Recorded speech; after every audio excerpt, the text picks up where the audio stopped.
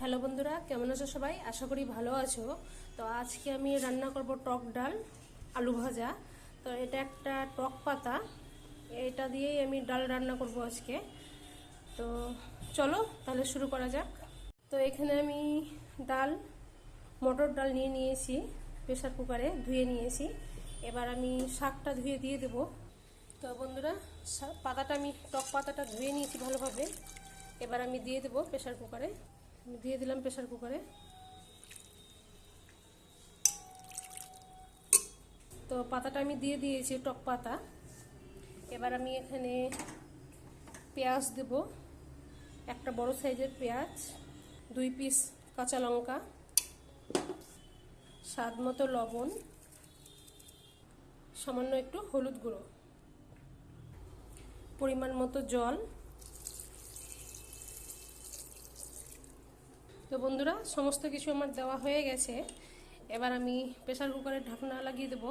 Pressure কুকারের ঢাকনা লাগিয়ে দিয়েছি। এবার আমি গ্যাসে চাপিয়ে দেবো।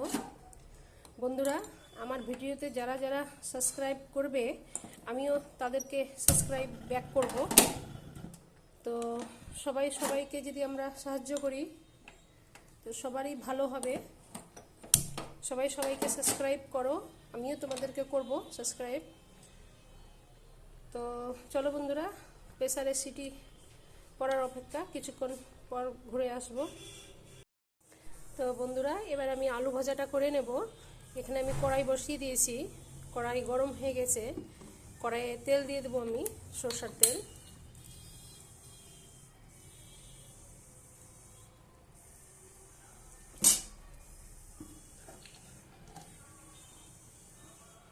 তেল গরম হয়ে গেছে, তেলের মধ্যে একটু আমি সামান্য লবণ দিয়ে দেব। তো তেল তাহলে ছিটকাবে না। এবার আমি ধুয়ে রাখা আলু দিয়ে দেব।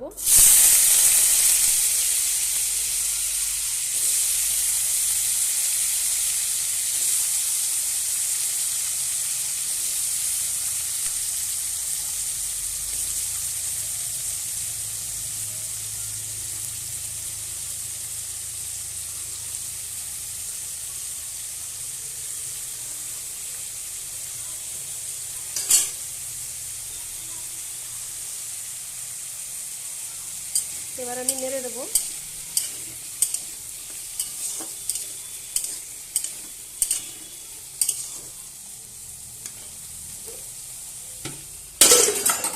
ঢাকনা দিয়ে আমি ঢেকে দেব।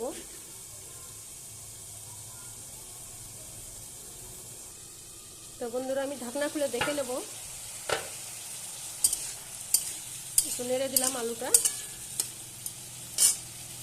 এবার একটু এখানে আমি সামান্য জল দিয়ে দেব, যাতে তাড়াতাড়ি সেদ্ধ হয়ে যায়।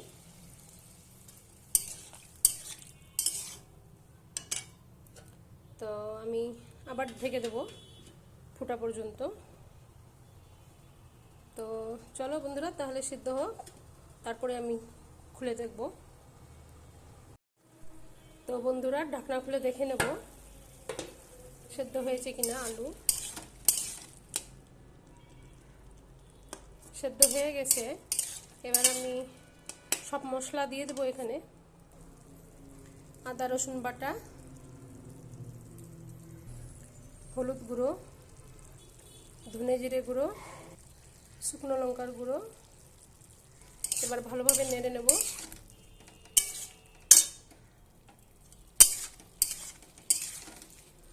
তো বন্ধুরা, প্রথমে যেহেতু আমি লবণ দিয়েছিলাম, তো এবার আমি সামান্য একটু লবণ দেব, বেশি দেব না।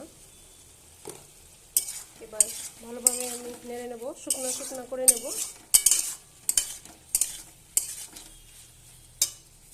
তো বন্ধুরা, আলুটা ভাজা ভাজা হয়ে গেছে।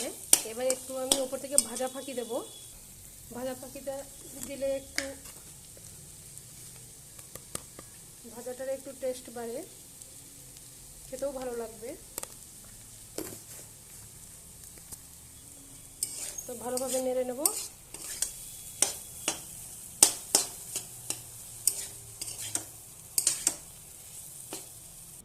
তো বন্ধুরা, ভাজাটা হয়ে গেছে একদমই। তো চলো, আজকের মতো ভাজাটা হয়ে গেছে। এবার আমি পটল ভাজা করব।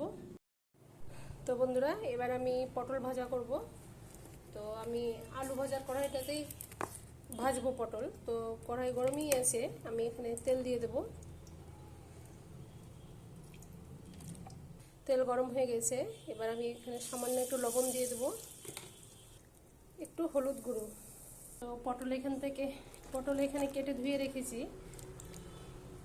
তো আমি আর তেলে কিছু দিব না, শুধু হলুদ লবণ দিয়েছি, এটা দিয়েই পটলটা ভেজে নেব।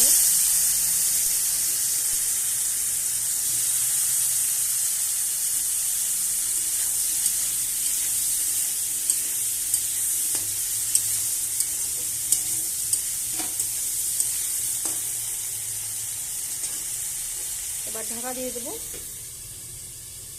সেদ্ধ হওয়া পর্যন্ত। তো ডালটা আমার সেদ্ধ হয়ে গেছে, এবার আমি ডালটা ঘুটে নেব। তো চলো তাহলে ঘুটে নিই। তাহলে ঘুটে নেব। তো আবার আমি ঢাকনা খুলে দেখে নেব সেদ্ধ হয়েছে কিনা। সেদ্ধ হয়নি, আরও হবে একটু। তো আবার আমি ঢেকে দেব। তো বন্ধুরা আবার আমি খুলে দেখে নেব।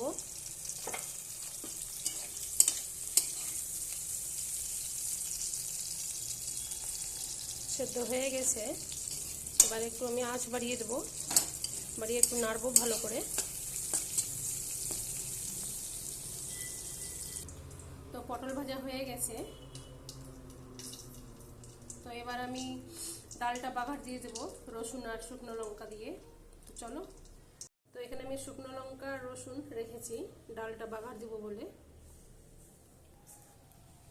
তো এখানে তেল আছে, আমি আর তেল দিব না, এই তেলে দিয়ে দেবো রসুন আর শুকনো লঙ্কা।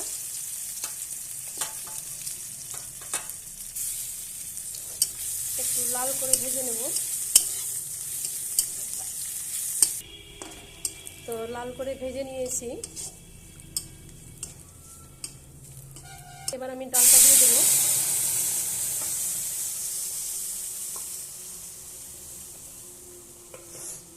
দিয়ে এভাবে একটু আমি ঘুটে দেবো, যাতে রসুনটা গন্ধটা সব দিকে সরাই।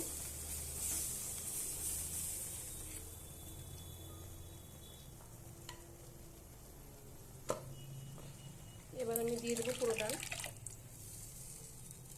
তো প্রেসার কুকার ধুয়ে একটু আমি জল দিয়ে দিলাম।